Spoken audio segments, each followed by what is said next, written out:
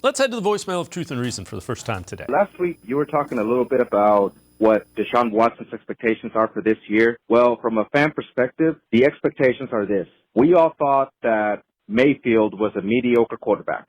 I agreed to it to some point. But that mediocre quarterback in the first year with Stefanski was 11-5, playoffs, and a playoff win. That is the low bar that Deshaun Watson and Stefanski must meet this year. Now, Watson's already had 6 practice games with Stefanski, so there is really no excuse for other than that. But that is at least the low bar that he's got to meet. You know what? His contract pays him more than Patrick Mahomes, then you got to beat Patrick Mahomes in the playoffs.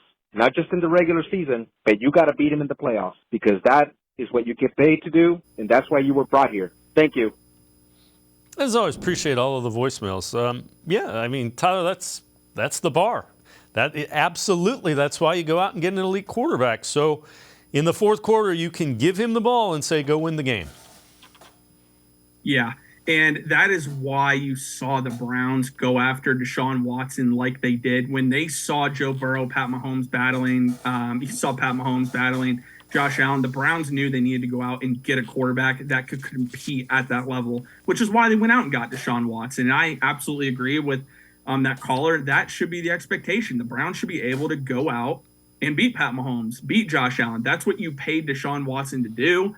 But also on top of that, you need the overall roster to do that too. I mean, Deshaun Watson, we saw in 2020, phenomenal year, best year of his career statistically. The Texans won 4 games because the roster around the rest of the team wasn't good. And that's not the situation the Browns are in.